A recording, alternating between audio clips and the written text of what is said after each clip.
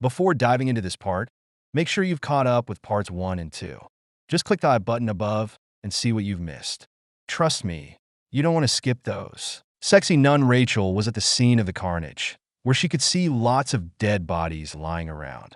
She called the director, the pastor of the dead mansion, telling him that Cheyenne, codename Boy, had exerted force. The pastor could not believe it. "What do you mean by that?" he asked. Rachel explained that she had tracked every movement of Cheyenne and arrived at the scene, but he was already gone. Moreover, many adult men were injured at the scene, and it would have been impossible for Cheyenne to cause these casualties because of the 3 absolute principles. The pastor thought to himself, "This doesn't make sense. It has never happened in the history of the dead mansion that someone could go against the 3 absolute principles." Pastor added, "If Cheyenne indeed broke these absolute principles, then something might have gone wrong, and they might even aim for the dead mansion later." The pastor decided to change the objective. He ordered Rachel to investigate Cheyenne first, observe him closely, and find out if he had really used force without permission. The sexy nun stood above the corpses. The pastor also told her that if she needed any support in Korea, she could ask the White Tiger workforce for that. There were 2 men from the White Tiger workforce nearby. She approached them while speaking on the phone. She told the pastor that she had found the smoker in the barcode cap and would start observing him after she left the scene. Seeing the sexy, hot clothes of the nun, a man with glasses, smoking a cigarette, remarked, "Kids these days don't have enough sense for clothes." The bald, ugly man next to him added crudely, "She's Russian, and they are open-minded." Rachel was in the same school where Cheyenne was studying. She had already finished her preliminary investigation on him. He had attended a middle school, and his parents were listed as being abroad, but they were actually unidentified, fake parents. "Cheyenne, what are you doing here?" "I will dig it all up," Rachel thought. The sexy nun had disguised herself as a teacher in the school. She wanted to see how Cheyenne had grown up because he was the best among all the children she had taught, wielding every weapon she taught him perfectly. She entered the classroom and saw Cheyenne bluffing with another person. They were discussing something, and he was putting on a pretense in front of them. Rachel thought, "That vulgar child is really Cheyenne." Cheyenne was bluffing a lot, which annoyed the boy behind him who wanted to sleep. "Could you just let me sleep, you fucker?" the boy muttered. "What did you say, you bitch?" Cheyenne replied. Rachel was watching closely from outside the classroom window as they were having a skirmish. She recalled similar times at the dead mansion, where fights determined a hierarchy of strength. It was adorable how they used to tire themselves out by fighting her, and Cheyenne would always come out the strongest. But now, Cheyenne was being beaten by the fatty, masculine boy. Rachel could not understand how the strongest could be defeated like this. Cheyenne was continuously pleading for forgiveness, and Rachel was disappointed. "So, you're pretending students in the classroom," she thought. She could understand that because of the school environment, Cheyenne couldn't carelessly show his strength if he was trying to hide his identity. She even thought that this meant he had still not broken the 3 principles, so she must observe him longer. She was looking towards Cheyenne, who was writing very seriously on a piece of paper. She could see that his eyes were faded, but his gaze was focused. She remembered the time at the dead mansion. Those good children were not only strong, but also very intelligent, and Cheyenne was always the most outstanding student among them. He may hide his power, but he can't hide his brilliance, she thought. She moved toward Cheyenne, wanting to peek at what he was writing on the paper. When Rachel peeked at Cheyenne's paper, he was just doodling a rough picture. She, barefoot and disappointed, hit him. "What are you doing in my class?" she shouted. Then, the scene shifts to Rachel sitting in a bathroom stall, frustrated. She couldn't believe that Cheyenne had become such a foolish child. She muttered to herself, "The marks on his face are the same. His face definitely matches, but I can't sense a single strand of elegance in him." She considered the possibility that it could have been a coincidence. There is no way such a messy kid is Cheyenne, she thought. Change of plans, she decided. This is no longer a matter of protecting the 3 absolute principles. I must first find out if he really is codename Cheyenne. She disguised herself as a student, a haughty one. She continued following Cheyenne down a road, thinking he might be returning to his house. Cheyenne was grumbling to himself that teachers shouldn't beat students so hard, but his teacher had hit him really hard. Rachel, walking just beside him, was listening. She was thinking that if this child wasn't Cheyenne, then he would die by her hand. Cheyenne, where are you going, dear? It was Hyung-ho's mom. We meet again. You've come at just the right time. She was carrying 2 bags full of groceries and asked if he could help her carry them. Cheyenne listened and obeyed, treating it as a command, as he considered Hyung-ho's mother his own. She thanked him and even asked if he would like to eat some food at a nearby restaurant. He thanked her for the food as well. Rachel was watching closely, still disguised, and followed them into the restaurant. At the restaurant, Cheyenne was eating hurriedly. Eat slowly, Hyung-ho's mother told him, and he obeyed. Rachel, still observing, was also watching Hyung-ho's mother.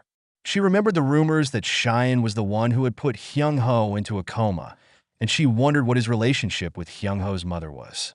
She thought to herself, he's grown up to be so vulgar. If he's not Cheyenne, how could he look so vulgar while having the same face as him? Rachel took a taste of the food, but it was too spicy for her. She couldn't handle it and began to choke. Water! Give me water, she shouted. Hyung-ho's mother, noticing her discomfort, handed her a glass. Here, drink this. You can't handle spice very well? Huh, she said with a kind smile. Rachel thought this much spice is like torture. How could people eat this stuff? She mused in her mind, these crazy Koreans, this should be considered poison, or maybe even an assassination tactic. She glanced at Cheyenne, who was mockingly looking at her.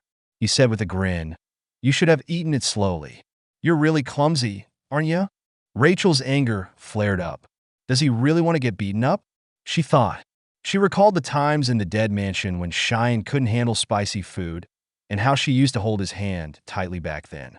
She was thinking he must be having a rough time if he's still in Korea. She noticed him gripping his hand tightly, trying to suppress the discomfort. Hyung-ho's mother asked, is it good? Cheyenne replied, it's very delicious. Rachel knew he was holding back how awful it felt. She thought, why are you eating so forcefully? Everything is served to you. She remembered something and noticed that Cheyenne was following every order from this woman, Hyung-ho's mother.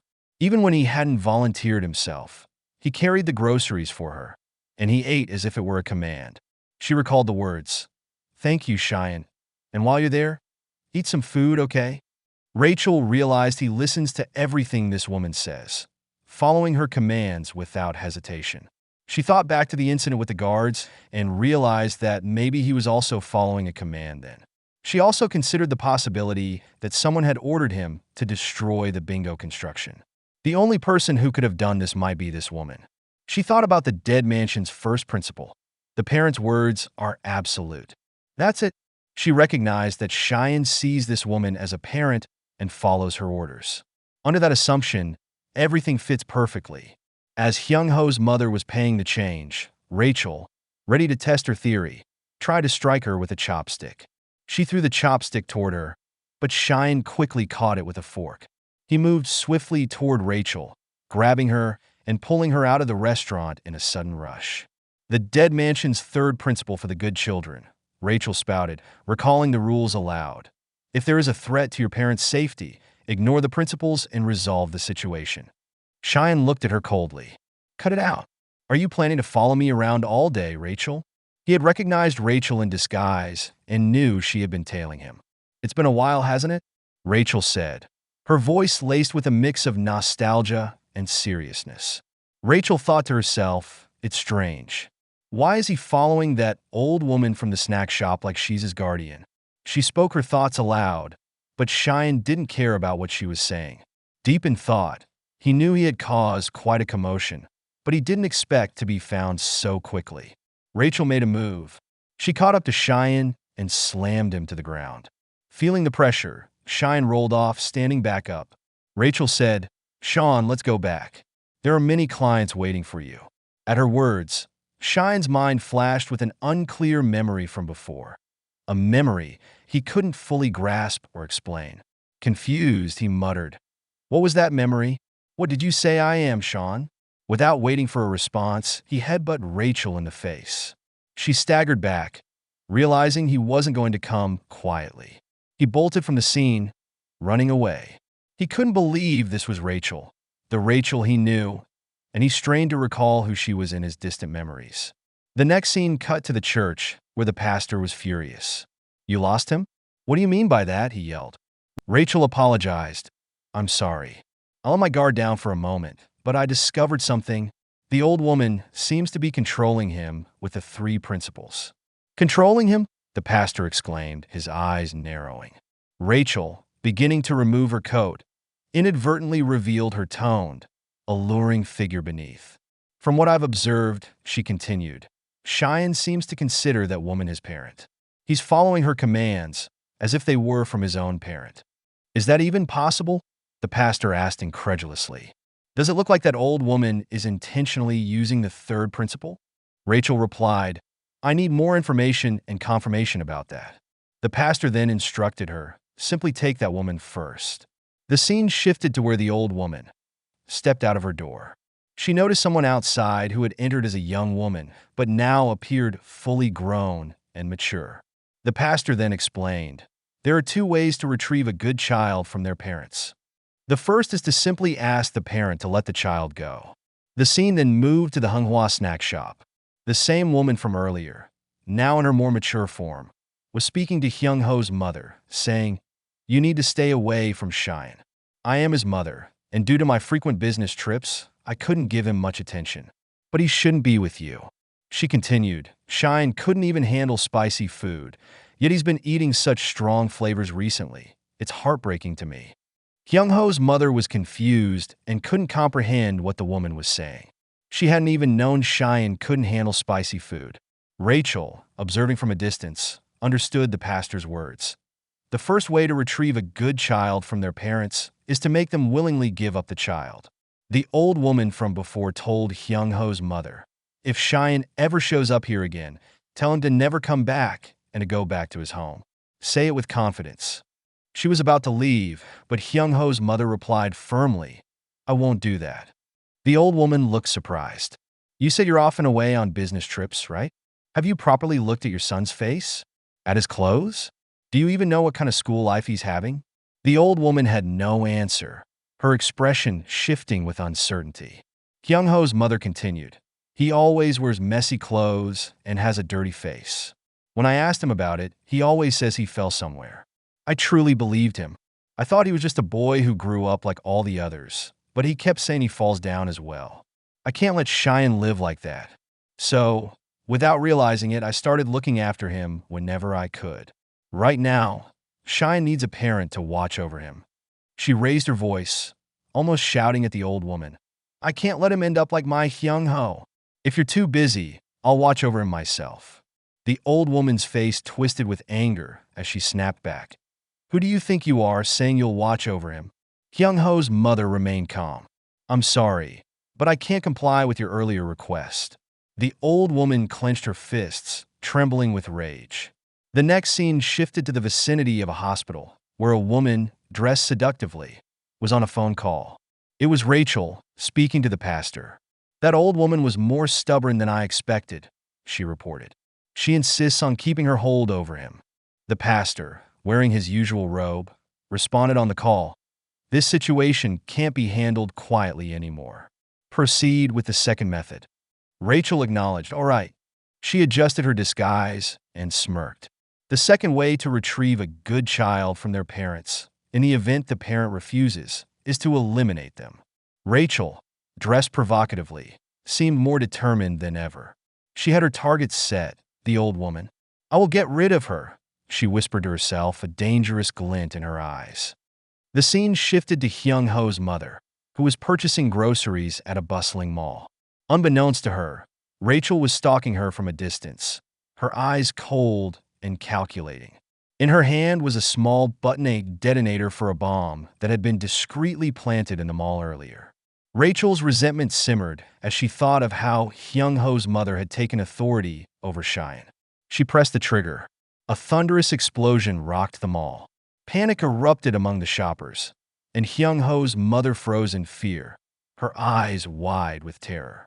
Amidst the chaos, Rachel pulling out a sleek, black gun. She aimed directly at Hyung-ho's mother, her expression deadly serious. She fired. But suddenly, Cheyenne appeared from the side, wielding a frying pan like he was playing a round of PUBG. The bullet deflected off the pan with a loud clang, saving Hyung-ho's mother in the nick of time. Cheyenne's eyes blazed with fury. Have you really gone this far, Rachel? Bombs and guns, all for this. Rachel's lips curled into a sneer. Stay out of this, Cheyenne. I'm going to free you from her control. Before she could escape, Cheyenne lunged at her, driving her back into a food shelf, sending cans and bottles tumbling to the floor. He launched a swift kick, striking Rachel's hand.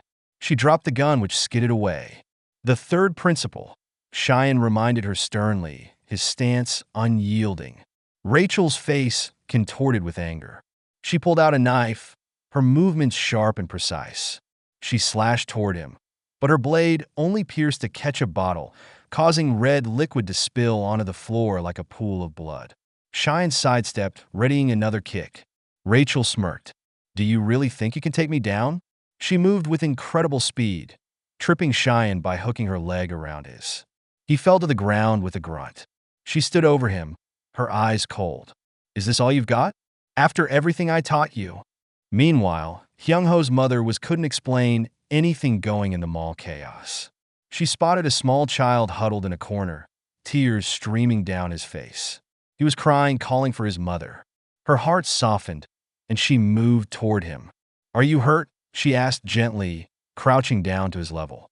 The boy looked up, his face streaked with tears. I can't find my mom, he whimpered. Something about his eyes seemed familiar, cold, calculating. He looked like one of the assassin kids from Dead Mansion. He seemed vulnerable, but as Hyung-ho's mother reached out to help him, he quickly pulled a knife, his eyes narrowing with deadly intent.